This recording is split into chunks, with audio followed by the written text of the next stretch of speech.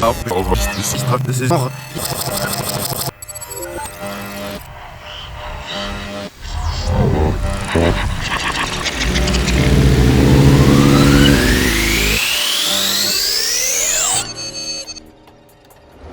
tout cas, l'explosion des crypto-monnaies n'a pas été le seul bouleversement aux retombées politiques. En effet, une révélation a mis à feu et à sang le monde entier en mars 2017. Je parle ici d'une situation qui a mis à mal la sécurité des pays et détruit la confiance des citoyens américains en leur gouvernement, bien qu'elle était déjà dans une posture assez délicate. Mais je le reprécise, les conséquences sont d'ordre mondial. L'affaire dont je vais vous parler est très certainement le plus gros scandale de cyber-espionnage depuis Snowden. Et lorsque l'information est tombée, je dois vous avouer avoir non pas été surpris, car il était évident que tout se passait ainsi, mais été impressionné par la vulnérabilité dont nous, utilisateurs de technologie, sommes victimes. Bon, je crois avoir assez teasé cette partie, rentrons dans le vif du sujet. Le 7 mars 2017, alors que tout semble indiquer que la journée va être remplie de commodités banales et bien inscrites dans la routine, Wikileaks, la célèbre organisation qui met en avant les lanceurs d'alerte et autres leaks divers et variés, dévoile au monde entier des documents classés secrets provenant tout droit des entrailles du Centre de Cyber Intelligence de la CIA. Ces derniers détaillant toute une panoplie d'outils qu'ils ont l'habitude d'utiliser pour hacker n'importe quelle personne depuis absolument n'importe où sur le globe, du moment qu'Internet est disponible. Et encore, même s'il ne l'est pas, ils ont trouvé une solution de secours, mais j'y reviendrai plus tard. C'est alors que plus de 8000 documents sont compilés sous le nom de Year Zero et fuitent sur la toile, en libre consultation par quiconque le veut bien. Wikileaks tweet dans la foulée que ces publications constituent moins d'1% de Vault 7, le nom donné à la fuite, qui sera la plus grosse jamais rendue publique. Vault 7 fait l'effet d'une véritable bombe dans le milieu informatique, révélant que la CIA a réussi à compromettre de nombreux logiciels du marché en lesquels tout le monde avait confiance. On peut par exemple citer des navigateurs web comme Google Chrome, Mozilla Firefox et Microsoft Edge. Dans les documents, on peut accéder à quelques détails de fonctionnement des malwares qui utilisent des failles Zero Days pour arriver à corrompre leurs victimes. Mais les pires révélations restent à venir. On se rend vite compte que la CIA a un contrôle quasi illimité sur tous les appareils électroniques du quotidien et de leurs applications. Ils peuvent compromettre iOS, donc les iPhones, et Android, donc tout le reste. Ils peuvent alors récupérer les entrées clavier de ces derniers et donc par la même occasion rendre inefficaces les chiffrements d'applications de messagerie telles que WhatsApp, Signal, Messenger ou Telegram. Mais c'est pas fini. Ils peuvent aussi corrompre les systèmes d'exploitation les plus utilisés tels que Windows, Linux et macOS. Par exemple, ils peuvent accéder à votre Windows sans même avoir à craquer votre mot de passe. Ils peuvent simplement passer outre l'écran de login. Vous pensez que ça en est assez, qu'ils n'ont pas pu aller plus loin? Eh bien dans ce cas vous vous trompez, désolé. Un de leurs logiciels appelé Weeping Angel leur permettait de prendre le contrôle à distance des Smart TV Samsung qui disposent de micros pour les commandes vocales, en faisant transiter les entrées audio jusqu'à leur serveur, même si la télé était éteinte. Enfin, du coup semblait éteinte. Vous en voulez encore? Ne vous en faites pas, la CIA n'est jamais à court d'idées pour s'introduire dans la vie des gens. L'un des documents leakés faisait état d'une recherche sur la prise de contrôle des véhicules, des voitures par exemple. Je vous laisse imaginer ce que cela pourrait permettre de faire. Quelques semaines plus tard, ce sont des codes sources qui commencent à tomber et d'autres documents concernant plus en détail les hacks de produits Apple. Pendant les mois qui suivent, rien n'arrête Vault 7 et les révélations deviennent de plus en plus flippantes. Un framework du nom de Marble, dont le code source finit aussi par fuiter, avait par exemple pour but de masquer les virus que créait la CIA aux yeux des antivirus. Mais surtout de faire en sorte que s'ils venaient à être détectés, les enquêteurs ne soupçonnent pas une seule seconde que la CIA ait quelque chose à voir avec ça. Pour ce faire, Marble utilisait un procédé pour le moins original et complexe, bien qu'assez étrange. Laissez-moi vous résumer. Marble faisait croire que le virus était d'une provenance étrangère en injectant des morceaux de texte dans une langue autre que l'anglais, dans le logiciel malveillant. Ainsi, du chinois pouvait être trouvé, amenant à la conclusion que c'était la Chine qui cherchait à nuire aux États-Unis. Or, pour être encore plus safe, Marble faisait croire que le texte étranger avait tenté d'être dissimulé, dans notre exemple le chinois, pour que ça se remarque, et que ça amène les enquêteurs à se poser encore plus de questions. Maintenant, s'ils fouillaient un peu plus en profondeur, ils pourraient peut-être trouver une autre langue, disons du russe. Ainsi, on pense que le virus vient de la Russie qui a essayé de se dissimuler en se faisant passer pour la Chine, alors qu'en réalité le virus provient de leur propre terre, les États-Unis. Wow, c'est un beau bordel qui me donnerait presque envie de quitter cette planète. Mais nous en reparlerons dans une prochaine vidéo. Venons-en plutôt à ce qui s'est passé ensuite. Les fuites continuent donc, mais je ne vais malheureusement pas pouvoir vous décrire toutes les révélations tout de suite, car il y en a vraiment énormément. Du moins, pas dans cette vidéo. Alors que des logiciels touchés par Vault7 comme VLC ou Notepad++ sont en train de sortir des correctifs pour lutter contre les failles exploitées avec l'aide de Wikileaks, on apprend que la CIA a carrément trouvé un moyen d'infecter des machines non connectées via des CD et DVD qui viennent corrompre les fichiers gravés. Tout ça continue jusqu'en septembre 2017 et cela sonne la fin de Vault7. C'est en tout cas ce que l'on peut penser puisqu'en novembre 2017 sort Vault 8 qui fait office de leak final. Que contient-il ? La réponse est simple, le code source de Hive. Vous vous demandez alors mais qu'est-ce qu'est Hive ? Mais c'est quoi Hive, putain ? Eh bien c'est le logiciel par lequel les agents de la CIA passaient pour contrôler pratiquement tous leurs virus. Et en plus de ça, il permettait de lancer une attaque sans que l'on puisse facilement repérer d'où l'ordre provient. Bon voilà, autant vous dire que depuis Vault7 c'est bien la merde, mais bon, même si les États-Unis paraissent chaque jour moins démocratiques, il n'y a pas de souci à se faire puisque ce sont les gentils. Non ? Mais ne croyez pas que le gouvernement s'est contenté de subir tristement cet affront, ils ont immédiatement cherché un responsable.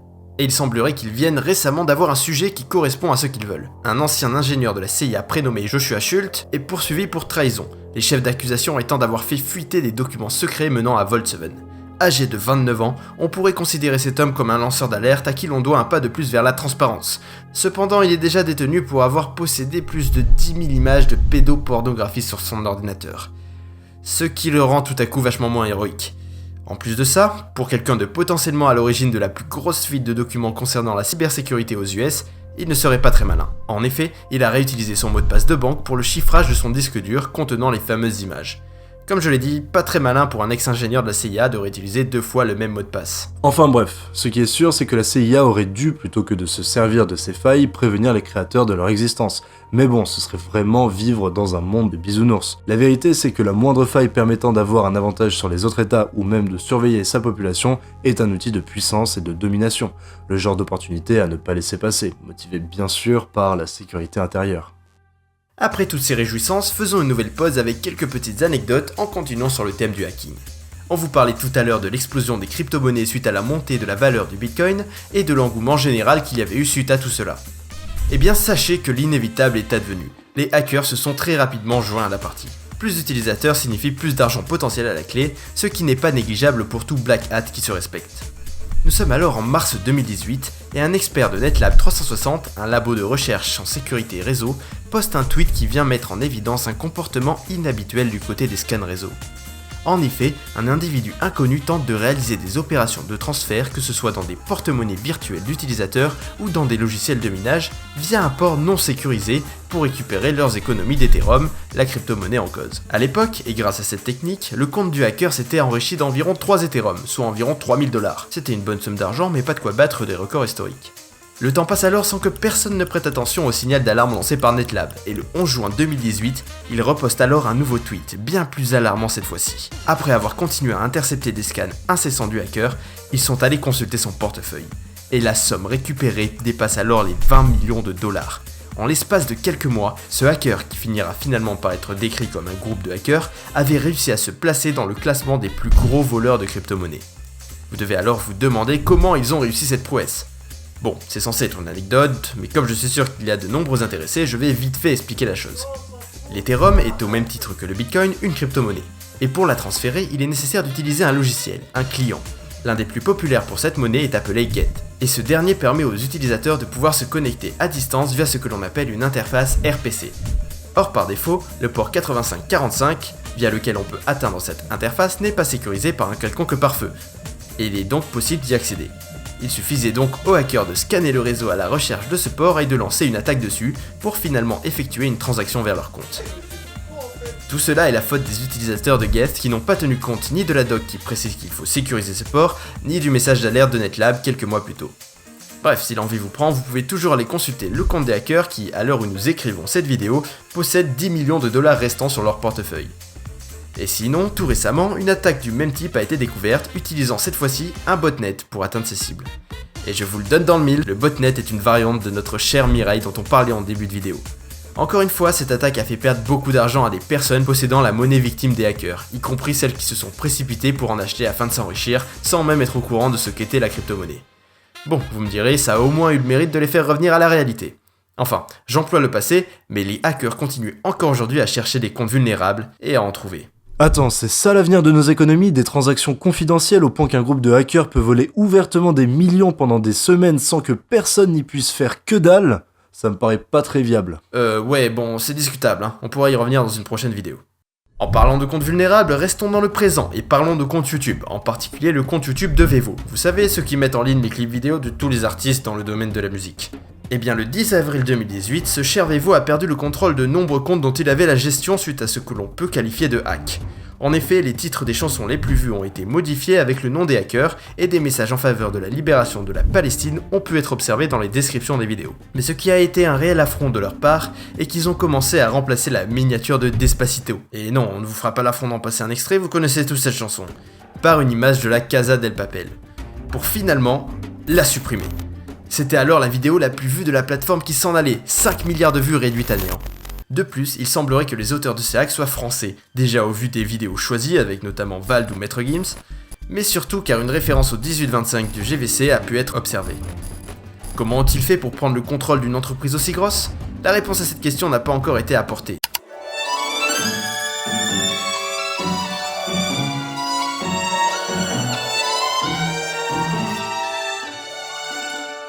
Néanmoins, il est certain que ce n'est pas à YouTube qu'ils ont accédé mais bien au compte Vevo.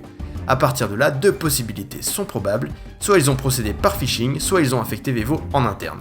Bon, il s'agit sûrement de la première hypothèse étant donné que la plupart des grosses sociétés qui gèrent ce type de compte n'activent pas l'authentification à 2 facteurs, grâce à laquelle, en plus de mot de passe, une confirmation par SMS est requise. En effet, cela compliquerait la gestion du compte par plusieurs personnes.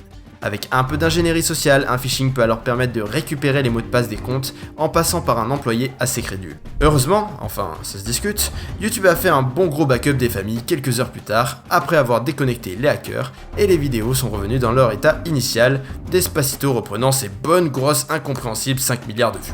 Attends, moi j'aime bien Despacito.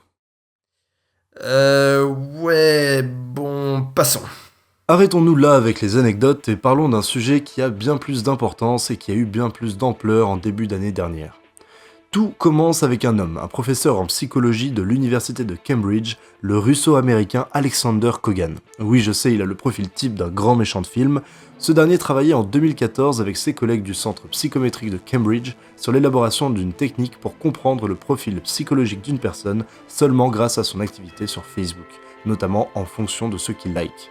Alexander décide d'opérer un rapprochement avec un certain cabinet londonien spécialisé dans les études de consommation et d'opinion publique, Cambridge Analytica. Il développe une application du nom de This is Your Digital Life qui propose de payer des utilisateurs pour remplir des tests psychologiques en accédant à leurs données sur Facebook. Ces données vont ensuite être revendues à Cambridge Analytica. C'est autour de 270 000 personnes qui ont téléchargé l'application, mais ce qu'ils ne savaient pas, c'est que celle-ci récoltait également les informations des profils de leurs amis. Au total, c'est près de 90 millions de profils Facebook qui ont été siphonnés par l'entreprise, c'est la plus grande collecte illégale de données de l'histoire du média, et tout cela sans la moindre exploitation de failles informatiques ou piratage, uniquement par l'utilisation du fonctionnement de Facebook en 2015. Vous comprenez pourquoi l'entreprise s'est subitement retrouvée sous un déluge de scandales. Pour information, en quelques jours, la capitalisation boursière de Facebook a chuté de 60 milliards de dollars, amputant à la fortune de son fondateur Mark Zuckerberg 5 milliards de dollars. Ce dernier a même dû comparaître devant le Congrès des États-Unis face à des politiciens plus ou moins fossilisés et au courant de ce qu'est Facebook. Vous pouvez d'ailleurs aller voir son audience qui était retransmise en live sur Twitter, prendre du popcorn et vous marrer devant les questions insensées que posaient certains sénateurs. Mark Zuckerberg a ainsi promis des mesures pour mieux protéger les données personnelles des usagers de Facebook, limiter l'utilisation de données personnelles à des fins publicitaires et accepter le principe d'une régulation des acteurs du monde numérique. Nous verrons ce qu'il est vraiment de ses promesses. Mais qu'a donc fait Cambridge Analytica avec ces données? Eh bien, nous avons eu la réponse début 2018. Mais avant tout, étudions un peu l'entreprise. Elle est fondée à Londres en 2013 et se spécialise dans l'analyse de données à grande échelle et le conseil en communication. C'est une entreprise qui se donne pour mission de changer le comportement grâce aux données et fonctionne en mélangeant le traitement quantitatif des données, la psychométrie et la psychologie comportementale. En gros, elle siphonne des millions de données utilisateurs et revend à ses clients qui sont aussi bien des organisations gouvernementales que des entreprises privées, des rapports d'analyse de l'efficacité des publicités en ligne, des services de sondage d'opinion, des groupes de profils triés selon leurs orientations politiques ou leur mode de consommation, ou des outils d'analyse des centres d'intérêt d'un public étudié. C'est là que le scandale prend une ampleur nouvelle, puisqu'il s'avère que Cambridge Analytica a joué un rôle actif durant la campagne présidentielle américaine de 2016. au moins 3 candidats républicains de la Maison-Blanche ont fait appel à ses services. Ben Carson et Ted Cruz durant la course à l'investiture en 2015, puis Donald Trump durant l'élection présidentielle. La campagne de cet abruti a versé à l'entreprise près de 6 millions de dollars. De plus, l'un des fondateurs de Cambridge Analytica, Steve Bannon, fut le président de la campagne de Trump, puis le conseiller spécial de la Maison-Blanche jusqu'en août 2018. Ainsi, Trump a utilisé les données illégalement récoltées puis rachetées par l'entreprise pour déterminer quels profils seraient les plus aptes à se laisser convaincre par ses idées et à s'engager auprès de sa campagne et ainsi lancer des appels au vote ou aux dons. Le scandale politique ne s'arrête pas là, oh non. Cambridge Analytica est également accusé d'avoir intervenu, voire d'avoir pesé sur la décision des Britanniques de quitter l'Union européenne lors du référendum de 2016. Une décision qui ne fut absolument pas basée sur des a priori émotionnels erronés qu'il fut plus que facile d'exacerber par de fausses informations chez des individus aveuglés par leur mécontentement. Bref, si en ce moment même le Royaume-Uni se trouve dans une merde pas possible, c'est en partie à cause d'une manipulation d'opinion permise à la fois par certains médias, un contexte économique et social favorable, mais peut-être aussi par des entreprises comme Cambridge Analytica. Et cela pose de nombreuses questions sur l'utilisation des données, de ce que l'on nomme le big data, car s'il n'est pas un secret que les informations qui sont récoltées sur nous en ligne sont utilisées à des fins commerciales, afin de nous vendre un produit ou même d'inconsciemment induire l'envie dans nos esprits, il y a d'autant plus de questions à se poser quant à l'utilisation de ces données à des fins politiques, voire même de leur utilisation dans le but de manipuler inconsciemment nos opinions et nos choix. Mais cela, nous en reparlerons. Ainsi, face à l'importance que prennent les données en termes de circulation, de protection et de contrôle, celles-ci sont devenues des enjeux de politique internationale. Le principe de libre circulation des données, l'un des dogmes qui a dominé l'expansion d'Internet depuis les années 90, est de plus en plus remis en cause depuis les révélations d'Edward Snowden en 2013 sur la surveillance de masse de la NSA. Et maintenant qu'on a eu Vol7, c'est encore pire. Cette libre circulation des données est perçue comme une tentative d'ingérence des États-Unis et de leurs alliés, qui s'opposent à la maîtrise du réseau par les autres États souverains. Aujourd'hui, la souveraineté numérique est devenue un enjeu d'autonomie pour les États, sur des plans économiques et géopolitiques. On voit l'émergence de centres d'hébergement de données partout dans le monde alors qu'ils étaient autrefois majoritairement localisés aux États-Unis. Le but est de maintenir les données sur le territoire ou d'offrir une alternative aux États-Unis pour les États du monde. La Russie, par exemple, a construit de nombreux data centers en Sibérie. Elle fournit des services d'accès Internet et de stockage de données à certains pays d'Europe de l'Est, comme l'Ukraine ou la Biélorussie, et à de nombreux pays d'Asie centrale. C'est une manière d'exercer une dépendance sur les autres États, en surveillant ou en faisant pression sur le numérique. Cette lutte pour le maintien des données n'oppose pas que des États entre eux, mais aussi souvent des États et des entreprises du numérique, souvent américaines comme nous l'avons vu précédemment avec Facebook. Prenons un autre exemple, celui de la confrontation entre 2015 et 2016 opposant Apple au gouvernement américain, qu'on avait évoqué dans la vidéo sur McAfee. Suite à l'attaque terroriste de San Bernardino, les autorités américaines, ne pouvant accéder aux données chiffrées de l'iPhone du terroriste, ont été confrontées au refus d'Apple de fournir les clés de chiffrement de l'appareil. Ainsi, cette question du chiffrement est devenue un enjeu central de tension entre l'intérêt des États et la confidentialité attendue des entreprises. Bien. Comme vous avez pu vous en apercevoir tout au long de cette vidéo, au cours de ces 2 dernières années, nous avons été victimes d'énormément d'attaques, de polémiques et de surprises souvent mauvaises vis-à-vis de notre monde informatique. Malheureusement, 2018 n'a pas échappé à ça non plus. Et mes très chers amis, j'ai bien peur que ce que j'ai à vous annoncer soit la faille de sécurité la plus dangereuse jamais observée. Ou plutôt, les failles. Au risque de sembler en faire trop, je vous le dis quand même. Suite à ces failles, personne n'est en sécurité. Et non, je ne parle pas d'un malware qu'on va vous mettre sur votre ordinateur et qu'il va falloir que vous exécutez avec les droits administrateurs pour qu'il puisse fonctionner. Je parle ici d'une simple consultation de page web qui va donner un accès total aux données de votre machine, téléphone, ordinateur ou même serveur si vous le voulez, à un attaquant potentiel. Et le pire, c'est qu'une mise à jour de vos systèmes qui comporte des pages de sécurité n'aura aucun effet sur ce problème, si ce n'est quelques petites corrections à certains niveaux. Et encore, je parle ici d'une faille étant donné que l'autre est impossible à corriger. Mesdames et messieurs, laissez-moi vous introduire ce qui va corrompre les 10 prochaines années en termes de sécurité informatique, les failles Spectre et Meltdown.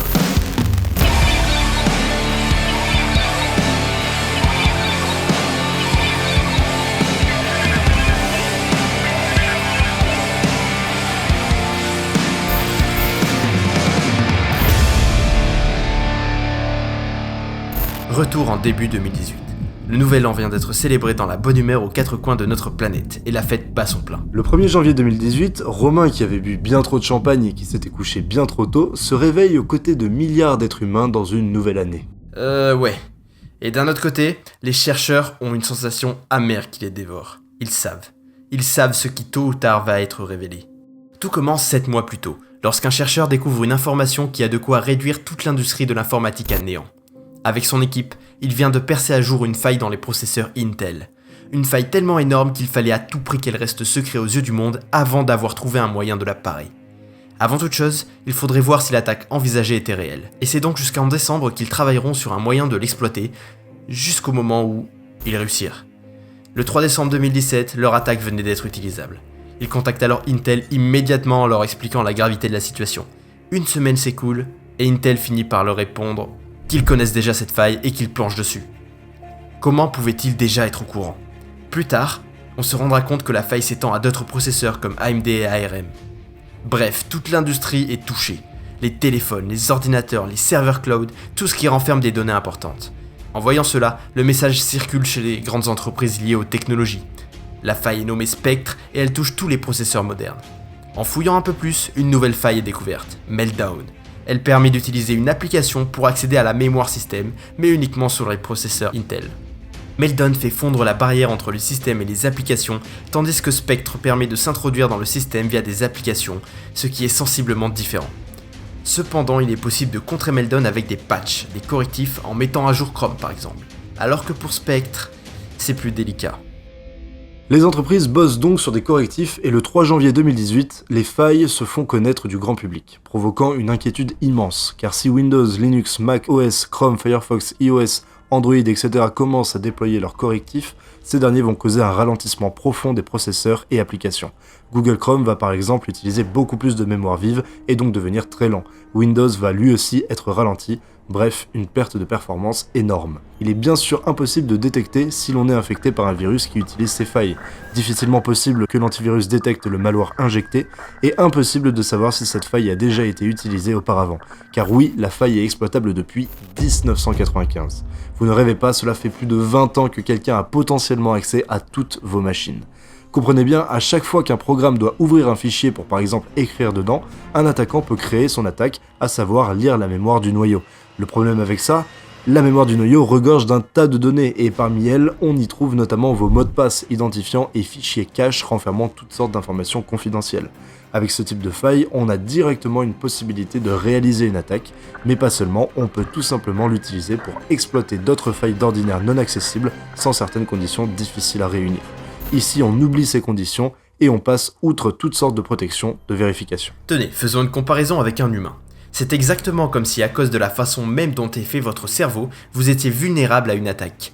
Le seul moyen de corriger la faille est de changer de cerveau. On ne peut pas y toucher et le modifier. Et maintenant, imaginez que cette attaque soit d'une facilité déconcertante à réaliser. Car oui, comme je le disais, il suffit d'une simple consultation sur Google Chrome pour en être victime.